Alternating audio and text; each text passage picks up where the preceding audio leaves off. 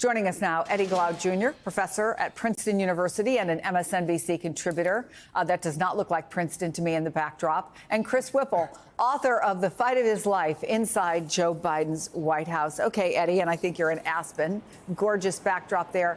You know, based on the rally we just saw, it sure doesn't sound like Joe Biden is going to go anywhere. He said he can win. How does a man, though, who has been in public office, serving his country for half of his life, weigh the considerations when you have so many people who know you, support you, and have loved you are saying maybe it's time? Well, first of all, it's actually a beautiful day here in Aspen. It's good to see you, Chris. I think he has to understand his legacy. He has to think about his legacy. He has to think about the party, and most importantly, he has to think about the country.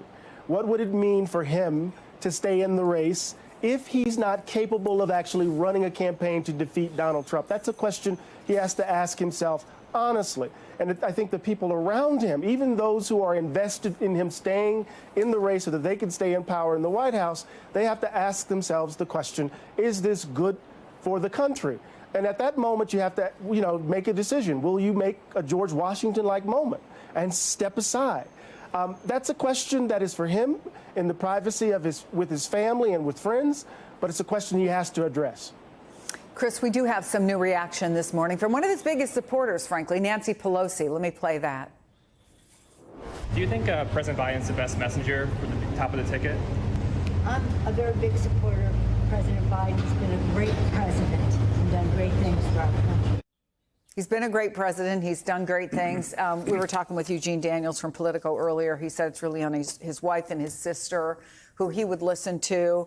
Is there anybody you see in his life who would be saying to him right now, listen, there's a lot of people talking. We need to have a conversation about this. Or is that even a conversation that Joe Biden would have? Well, he might. But let me just first of all say, look, it was a terrible night for Joe Biden, no question about it. Perplexing because we just saw him on his game in North Carolina. I mean, I think a lot of people, a lot of Democrats especially, were expecting the State of the Union Joe Biden, the guy who owned the GOP hecklers in real time without a script during the State of the Union. And somebody else showed up last night, and it's perplexing. But look, the notion, I think, that the cavalry is somehow magically going to ride in and replace Joe Biden at the top of the ticket is just fanciful. And, God love John Kasich and Nick Kristof.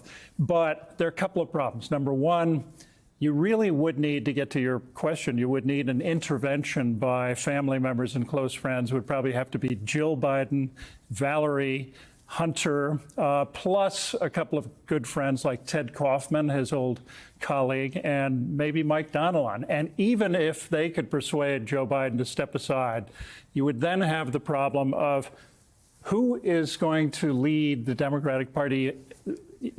The idea that this disparate party is going to coalesce around some person unnamed, or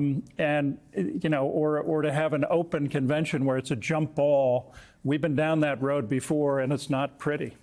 Eddie, a lot of folks who, again, are supporters of Joe Biden, who know and really admire Joe Biden, spoke in terms last night and this morning about heartbreaking, that it really shocked them to their core to see what they saw last night. I saw at least one person who was a big supporter of Joe Biden last night on the air who looked like he might cry, frankly, got very emotional about what he had just seen. But I want to play to you how Biden and Trump both addressed the question that really is at the heart of all this, which is age. Here's what they said. This guy's 3 years younger and a lot less competent. He can't hit a ball 50 yards. He challenged me to a golf match. He can't hit a ball 50 yards. I got my handicap, which when I was vice president, down to a 6.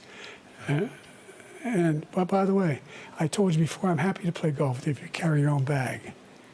Think you can do it? That's the biggest lie, that he's a 6 handicap of all. I was an 8 handicap. Yeah. 8. Never. But I have, how many? I've seen you swing. I know you swing. So we're in a presidential debate at a time in our country and our world where the stakes are tremendous. And this is where we are for a lot of people who we know the polls show they don't love either guy. But put this into some perspective for us and how we as a nation can look at this and say, how do we move forward? See, that's the question. I was watching the debate in a room full of people here at Aspen, and as that exchange happened, Chris, there was this loud scream, no, stop it. Don't go down this road. And then I imagined young millennials and Gen Zers and Gen Yers watching that exchange and thinking we must be crazy.